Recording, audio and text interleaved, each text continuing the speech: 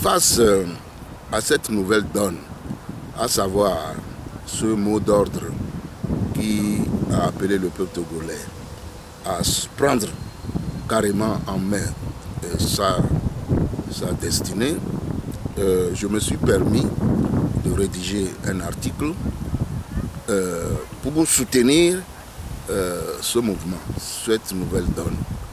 En gros, qu'est-ce que je dis? Pour commencer, je me réfère à un des plus grands révolutionnaires que l'humanité a connu, à savoir Robespierre, qui disait que, en gros, en schématisant, que lorsque, n'est-ce pas, les droits des peuples sont bafoués par des directeurs, des gouvernants, eh bien, le peuple concerné est tout à fait en droit. Non seulement c'est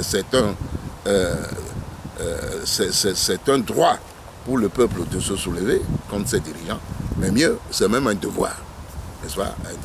Un devoir humanitaire. Parce que la servitude volontaire n'est pas de mise et ne saurait jamais être de mise. Je fais l'état des lieux à partir du 13 janvier 1963.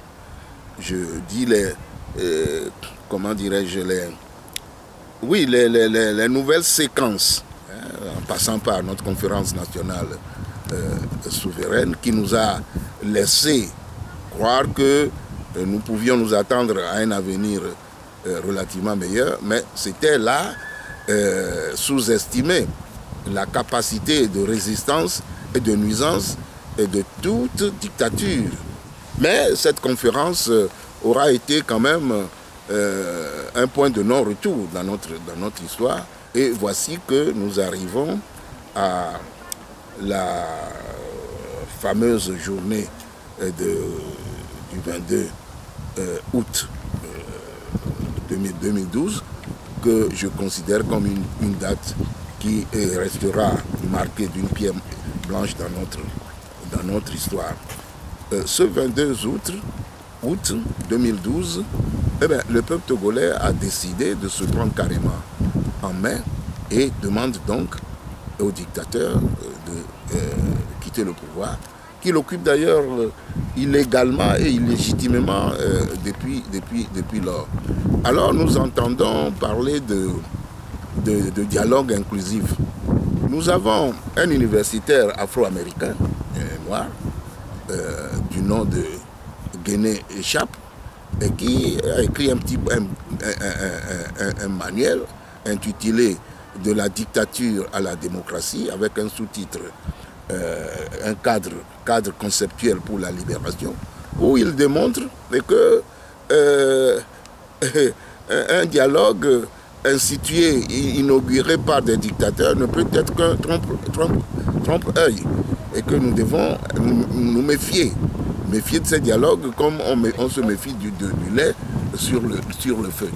Et en même temps, le même ordre d'idée, on nous parle d'élections éventuelles. Là aussi, on n'a jamais vu des dictateurs organiser des élections pour les perdre et permettre à d'autres de venir s'installer sur leur trône.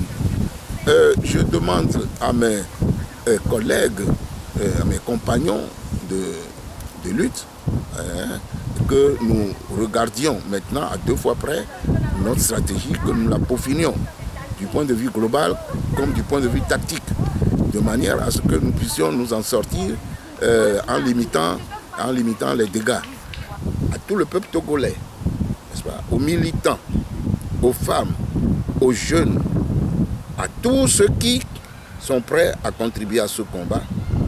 Je dis que maintenant que nous avons franchi le Rubicon, nous n'avons plus droit de faire marche arrière.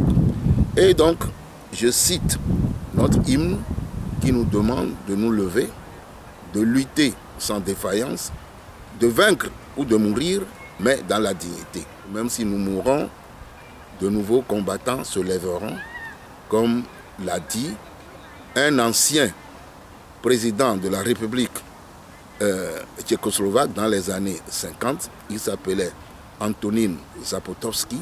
C'était tout simplement le titre d'un roman qu'il a écrit. De nouveaux combattants se lèveront. Parce que notre cause est juste.